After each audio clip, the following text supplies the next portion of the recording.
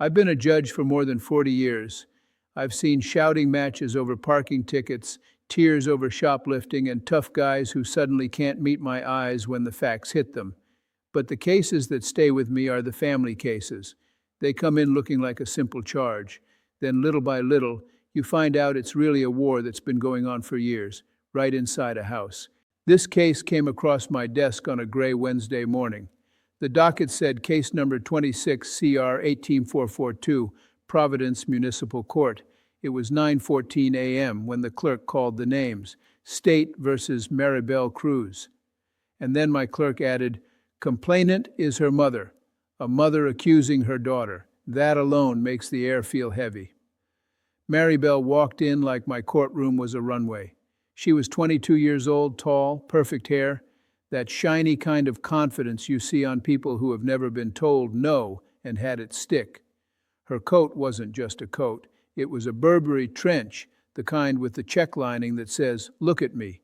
Her handbag was a small Hermes Kelly, black leather, gold hardware, tucked in her arm like it was part of her body, and on her wrist I noticed the bright, clean flash of an Apple Watch Ultra. Her shoes clicked on the floor like they were tapping out a message, I don't belong here with these people. Behind her, a man in an expensive suit sat in the second row. Slick hair, calm face, that I know people look. He didn't have to say a word for me to understand he was part of her power. Then the mother stood up at the complainant's table. Her name was Elena Cruz, 47. She wore plain black pants, a cheap winter coat, and nursing clogs like she'd come straight off a shift. She had tired eyes, not the tired of staying up late watching TV, the tired you get when you work nights and still wake up early because the bills don't care if you're exhausted. Elena was a nurse, a real one, not a social media scrubs for a photo nurse. She worked at Rhode Island Hospital Cardiac Unit 12-hour shifts, badge number 03177. She had been there 19 years. She was the kind of person who learns to stay calm when alarms go off and families scream in hallways. She didn't look like she wanted to be here. She looked like she had no choice. I glanced at the charge. Criminal mischief, larceny under $2,500, and a separate count for reckless driving. Those aren't small, but it wasn't the list that bothered me. It was who was listed as the victim. I leaned forward. Ms. Cruz, you're the defendant. Maribel tilted her chin. Yes. I turned to the mother. And you are the complaining witness.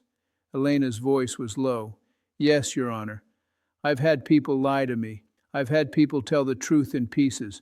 But in that moment, I knew something deep had happened between them. You don't bring your own daughter into court like this unless you feel like you're drowning. I said, let's start from the beginning. What happened? Elena swallowed. It was Sunday night, February 2nd. I got home from work at 10:47 p.m. I parked my car in front of our building on Atwells Avenue. I live on the second floor. My daughter, she moved back in last year. Maribel rolled her eyes so hard the bailiff noticed. Elena kept going. I had my purse, my work bag, and my son's inhaler refill. My little boy, Mateo, he's 8. Asthma. He needs it. When a mother mentions a sick child, the room changes. Even the loudest defendant gets quieter for a second. Not Maribel, though. She picked at her nails like we were discussing the weather. Elena said, I went inside. I told Maribel I couldn't give her money. I said I had to pay rent in the inhaler. She got angry. Maribel cut in fast. I didn't get angry. She always makes herself the hero. I held up my hand. Let her finish. Elena nodded. She started yelling. She said I was embarrassing her. She said her friends were coming over and she needed to look like she had a life. Those were her words. Maribel's lawyer, a man named Mr. D'Amico, shifted in his chair. He didn't look shocked. He looked like he'd heard this story already and was tired of it. Elena continued. I went to my room. I locked my door. I had to sleep. My shift starts at 6 a.m., but I heard her moving around, slamming drawers. Then, around 2:23 a.m., I heard my front door open and close. I asked, did you see her leave? I saw her from the hallway. She took my car keys from the hook. I said, Maribel, don't. She said, relax, I'll bring it back. Then she laughed. I looked at Maribel. Did you take her vehicle? Maribel shrugged. It's basically our car. She acts like she owns everything. The mother flinched at that, like the words hit her in the chest. Elena's hands trembled, but she stayed steady. That's a nurse. They learn how to keep their hands steady even when they're terrified. She said. She didn't bring it back. At 4:05 a.m., Providence Police called me. Officer Daniel Rourke, badge 614, told me my car was found damaged, and my wallet was missing from my purse, the one I left on the kitchen counter. Now we had more than one wrong: a stolen car, damage, stolen wallet. And still Maribel looked bored. I asked the prosecutor, Ms. Hahn, what does the police report say? Ms. Hahn stood. Your Honor, the vehicle was a 2016 Toyota Corolla, Rhode Island plate 4KX921. It was located behind a nightclub parking lot near Eddy Street, front bumper cracked, passenger side mirror hanging, tire shredded. Officers observed fresh scrape marks and a bent wheel rim. A tow was requested at 4:18 a.m. She paused. In addition, security video from the nightclub lot shows the defendant exiting the driver's seat at approximately 3:41 a.m., carrying what appears to be a small purse and a phone with the flashlight on. Maribel smiled like it was cute.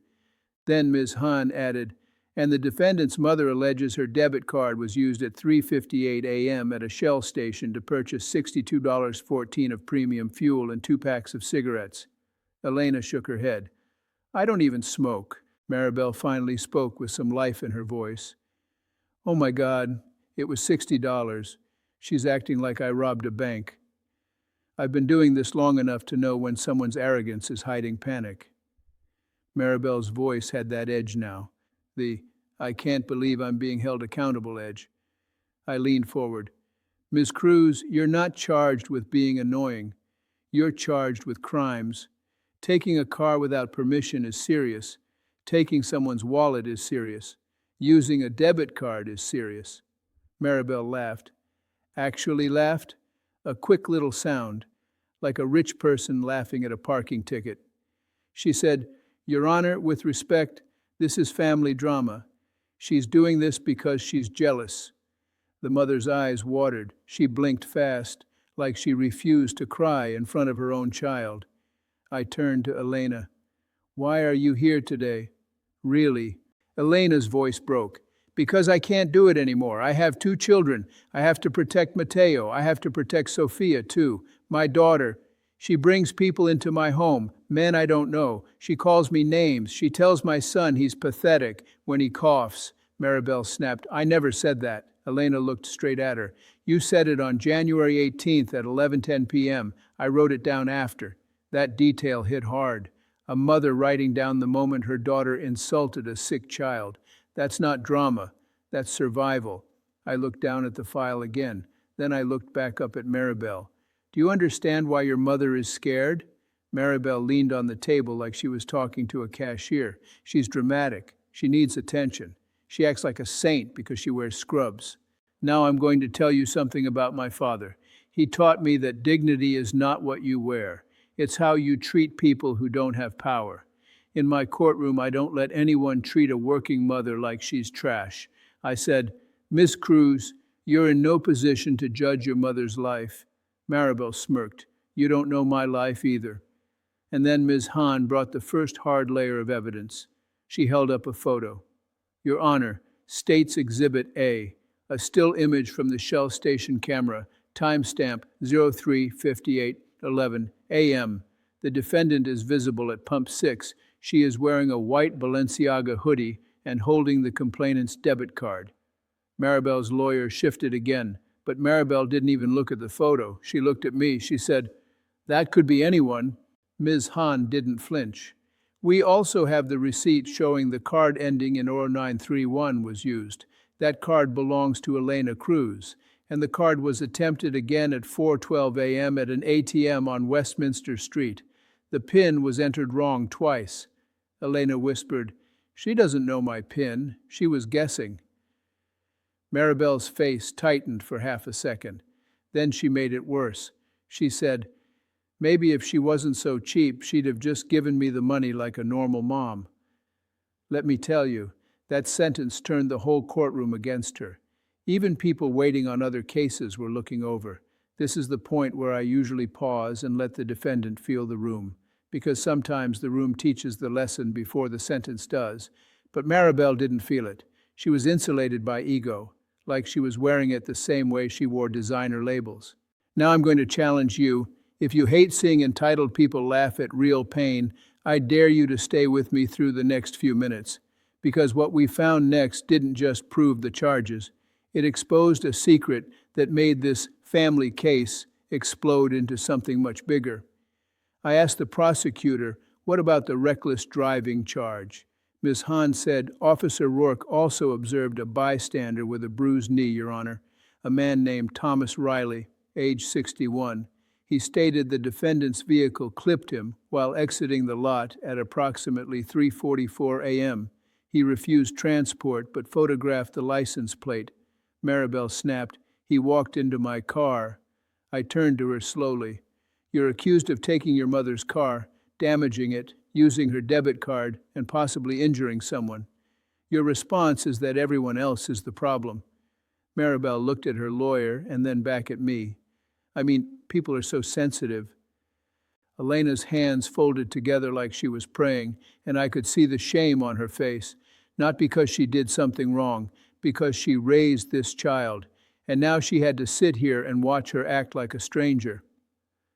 I asked Elena, where did this lifestyle come from? The luxury, the Hermes, the Burberry, the attitude.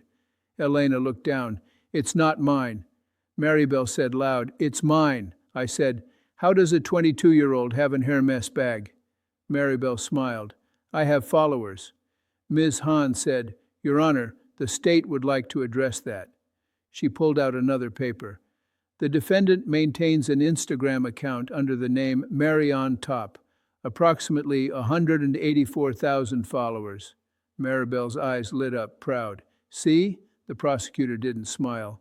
"We have posts from the night of the incident." And now Maribel's lawyer finally put a hand on her arm. Like, "Please, stop talking." Ms. Hahn read, at 3:52 a.m., the defendant posted an Instagram story showing the interior of the complainant's vehicle. Caption, "Borrowed the broke mobile. Don't tell my mom, LOL." I heard a gasp, not a loud one, a real one, the kind you can't control. Elena shut her eyes. Maribel shrugged. "It's a joke." Ms. Hahn continued. At 4:01 a.m., the defendant posted a selfie at the Shell station. The complainant's debit card is visible in her hand. Caption, "If you're poor, just say that." Maribel looked right at her mother and laughed again. It was funny. I felt my jaw tighten. I've had defendants insult me before. That's part of the job. But seeing a daughter mock her working mother online while using her money, that's a different kind of cruelty. I said, "Ms. Cruz, you humiliated your mother in front of 184,000 people." Maribel leaned back. "She deserves it. She's always acting like she's better than me." The mother whispered, "I never said I was better." Maribel shot back, "You don't have to say it. You look at me like I'm trash." That's when I noticed something. Elena didn't look at her like trash. Elena looked at her like someone who had been trying to save her for years and finally ran out of oxygen. Ms. Hahn said, "And there is more, Your Honor." A Snapchat video at 3:46 a.m. shows the defendant driving the complainant's vehicle at high speed. The speedometer is visible. It reads 92 miles per hour. Maribel lifted her eyebrows. So? So, I repeated, in a residential area? Ms. Hahn nodded. The video appears to be on Route 10 heading toward downtown. Timestamp 3:46 a.m. The defendant is laughing and filming. There is a passenger heard saying, "Go faster." I asked who was the passenger. Ms. Hahn said, "We believe it was a man named Curtis Vane, age 28. Maribel's face changed, just slightly. I caught it.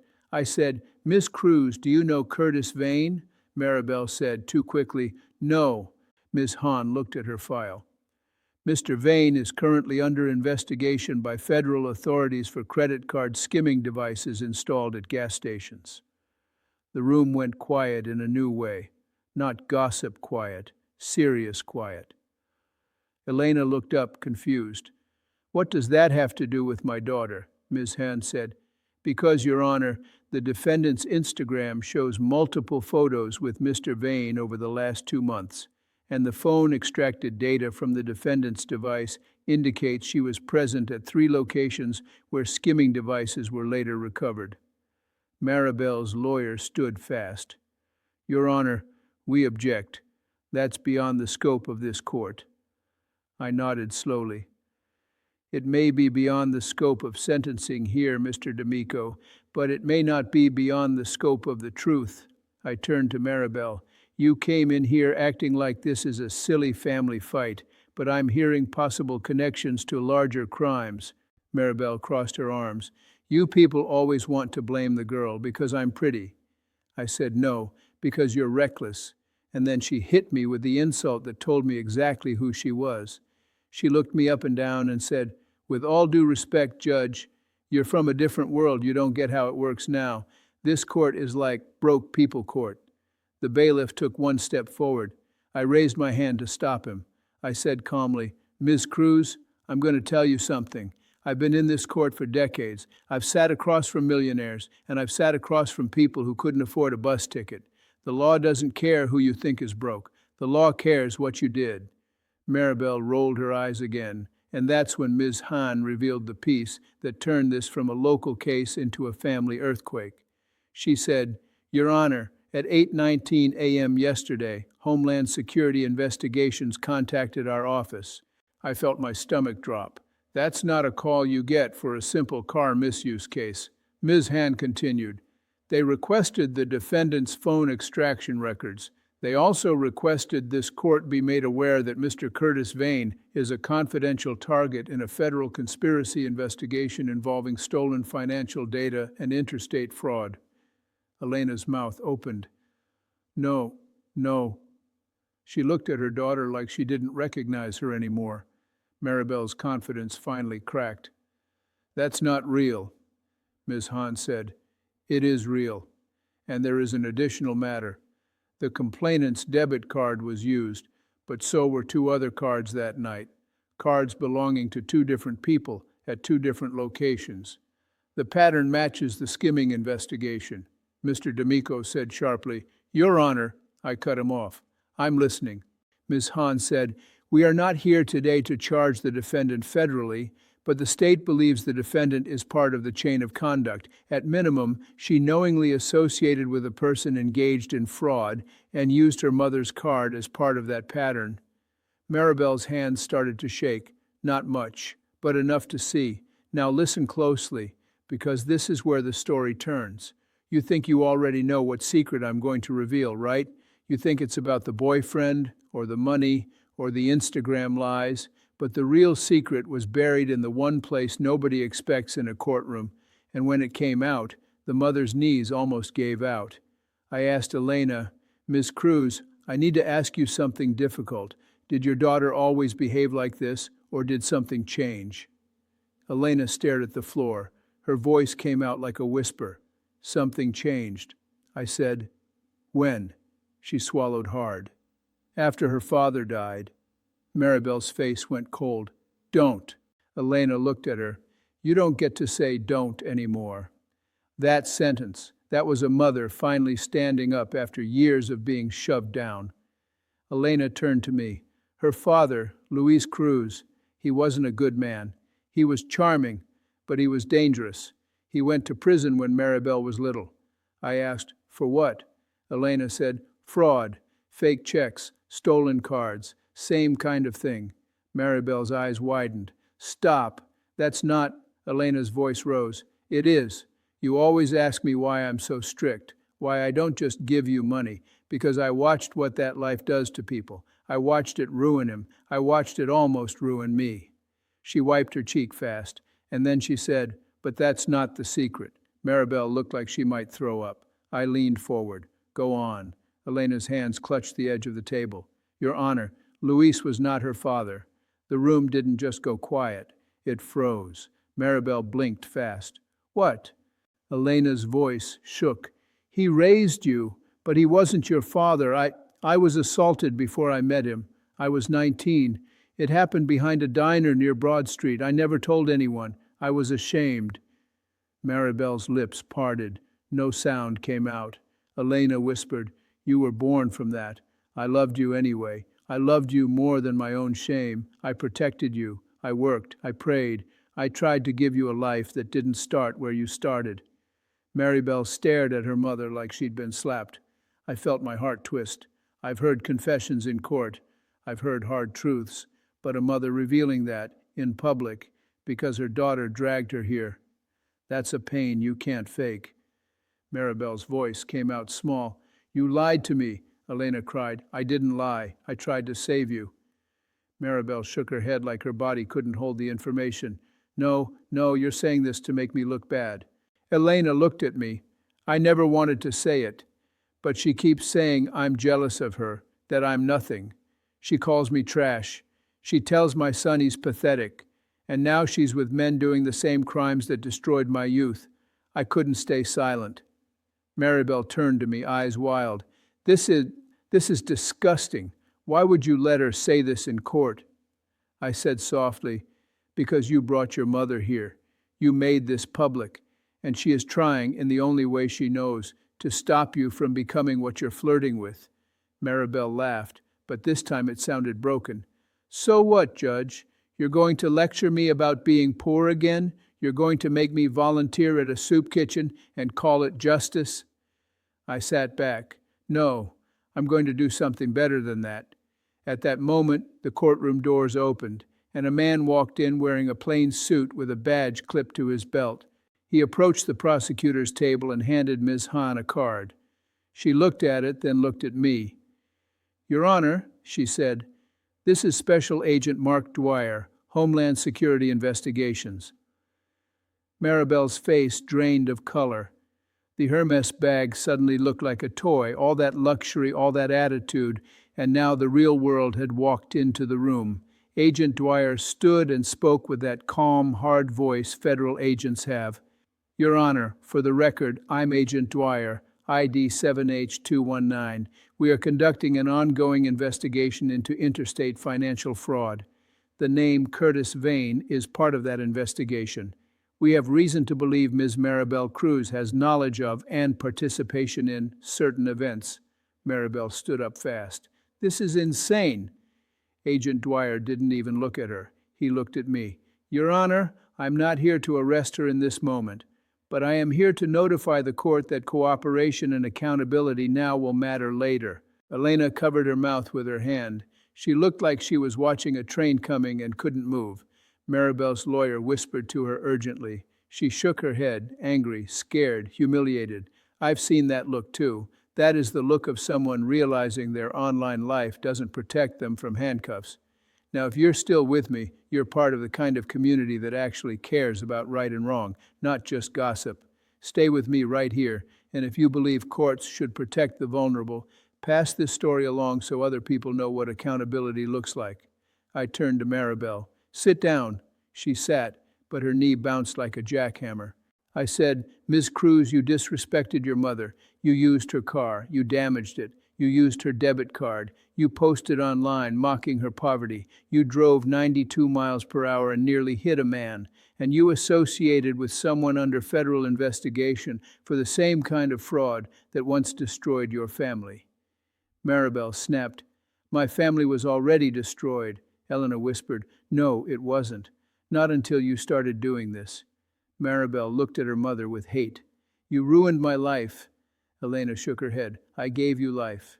That line hit me like a bell. In my mind, I heard my father again.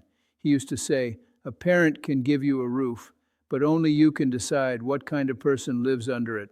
I said, "Ms. Cruz, I'm going to sentence you today on the charges in front of me, but I'm also going to do something that matches the harm you caused." Maribel rolled her eyes again, but now it was weaker, like she was trying to get back control and couldn't. I said, "For criminal mischief and larceny under $2,500, I'm ordering restitution. Full repayment of $6,214 plus the towing fee, plus repair estimates, plus court costs. That's the easy part."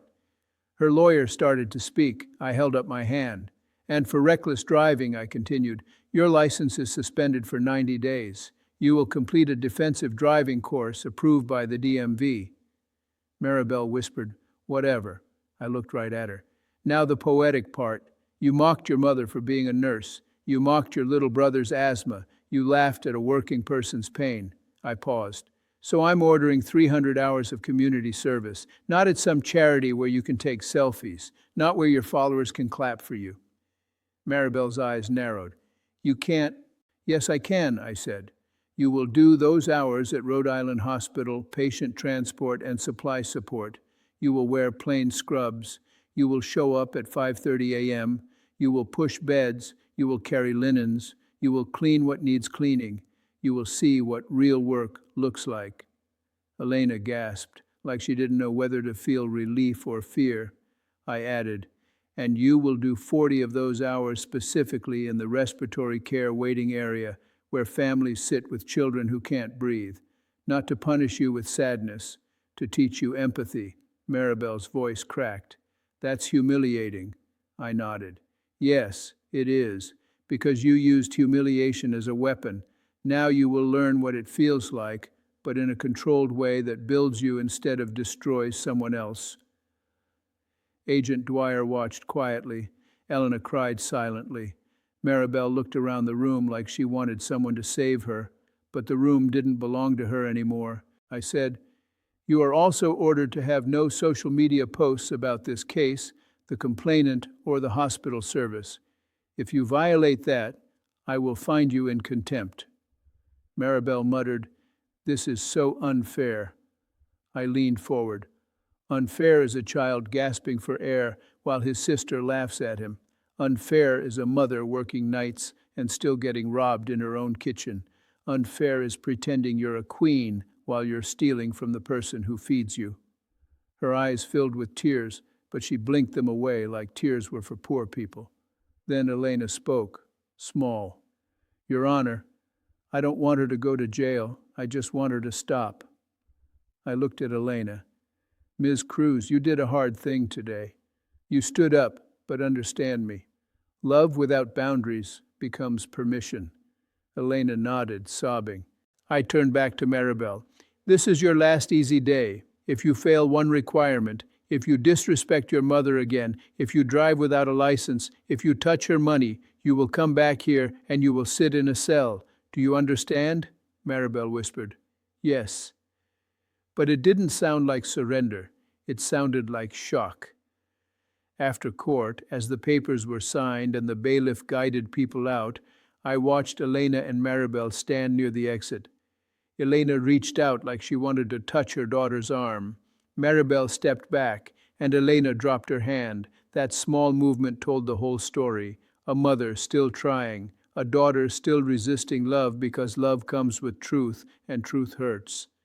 I sat back in my chair for a moment after everyone left. I thought about how many people think justice is just punishment, but real justice is deeper than that.